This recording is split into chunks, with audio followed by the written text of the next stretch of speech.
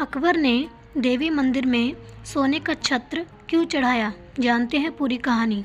जब भारत में मुगल शासक अकबर का शासन था, उस समय दुर्गा देवी का एक भक्त जिसका नाम ध्यानु था, वह 1000 यात्रियों के साथ ज्वाला जी मंदिर में देवी के दर्शन के लिए जा रहा था।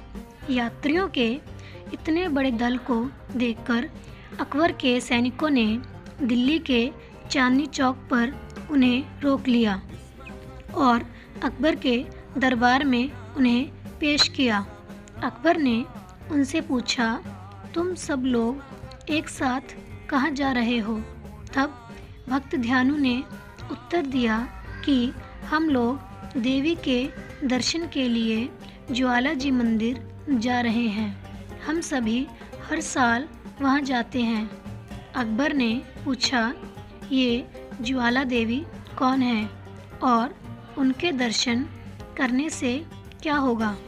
तब भक्त ध्यानु ने जवाब दिया कि ज्वाला देवी इस संसार की रचना करने वाली और संसार का पालन करने वाली देवी हैं। वे भक्तों की सभी मनोकामनाएं पूरी करती हैं। उनका प्रताप ऐसा है कि उनके मंदिर में बिना तेल और बाती के ही दिव्य ज्योत हर समय जलती रहती है। तब अकबर ने कहा कि हमें कैसे यकीन होगा कि तुम्हारी ज्वाला देवी इतनी शक्तिशाली हैं और तुम्हारी मनोकामनाएं पूरी करती हैं। इसलिए परीक्षा लेने के लिए हम तुम्हारे घोड़े की गर्दन कटवा देते हैं। यदि तुम्हारी देवी में सामर्थ्य है तो तुम उनसे कहकर अपने घोड़े को फिर से जीवित करवा लेना। इस प्रकार भक्त ध्यानु के घोड़े की गर्दन काट दी गई। तब भक्त ध्यानु ने अकबर से विनती की कि 1 महीने की अवधि तक घोड़े के सिर और धड़ को सुरक्षित रखें। अकबर ने भक्त ध्यानु की बात मान ली और उन्हें आगे की यात्रा करने की अनुमति प्रदान की। अकबर से विदा लेकर ध्यानु भक्त ज्वाला जी मंदिर पहुंचा और देवी से प्रार्थना करी कि हे माता, आप तो सब कुछ जानती हैं।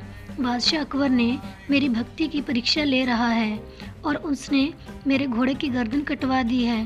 कृपया मेरी लाज रखें और मेरे घोड़े को फिर से जीवित करा दें।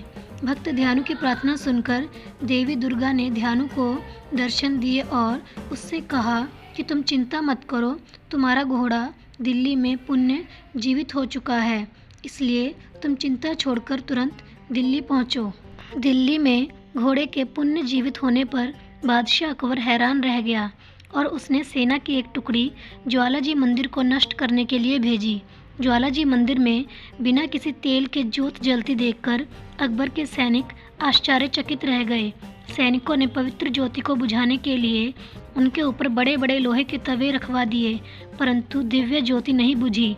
इसके बाद अकबर के सैनिकों ने पास ही बह रही झरने का पानी मंदिर तक लाने के लिए एक नहर बनाई और नहर का पानी दिव्य ज्योति के ऊपर गिराया और पूरे मंदिर को जलमग्न कर दिया, परंतु इससे भी दिव्य ज्योति नहीं बुझी और अंत में अकबर के सैनिकों की सभी कोशिशें नाकाम हो गईं। इसके बाद सैनिकों ने अकबर को सूचना दी कि दिव्य ज्योति को बुझाने की सभी कोशिशें नाकाम हो चुकी हैं। ज्वाला जी मंदिर के इस चमत्कार से प्रभावित होकर बादशाह अकबर ने 50 किलो शुद्ध सोने से एक भव्य छत्र बनवाया और उसे लेकर नंगे पांव ज्वाला जी मंदिर पहुंचा। मंदिर में दिव्य ज्योति के दर्शन करके अकबर नतमस्तक हो गया और देवी को 50 किलो स्वर्ण से बना छत्र भेंट किया। परंतु जैसे ही अकबर ने वह छत्र मंदिर में भेंट किया, छत्र के ऊपर एक दिव्य ज्योति प्रकट हुई और सोने से बना छत्र किसी अन्य विचित्र धातु में परिवर्तित हो गया, जो न लोहे का था, न पीतल का, न तांबा, ना ही कोई अन्य धातु थी। इस प्रकार देवी ने अकबर की यह भेंट अस्वीकार कर दी। दुर्गा देवी का यह चमत्कार देखकर अकबर ने देवी से अपने गलत कार्यों के लिए अनेक प्रकार से क्षमा याचना की और वापस दिल्ली पहुंचा। दिल्ली पहुंचकर अकबर ने अपने सैनिकों को सभी भक्तों से प्रेमपूर्वक व्यवहार करने का आदेश दिया। आज भी बादशाह अकबर द्वारा चढ़ाया गया छत्र ज्वाला जी मंदिर परिसर में रखा हुआ है और यह किस धातु से बना है, आज तक इसका पता नहीं लगाया गया। आशा करती हूँ आपको ये कहानी अच्छी लगी होगी। प्लीज़ मेरे चैनल को सब्सक्राइब करें, लाइक करें, शेयर करें। मिलते हैं अगली कहानी के साथ।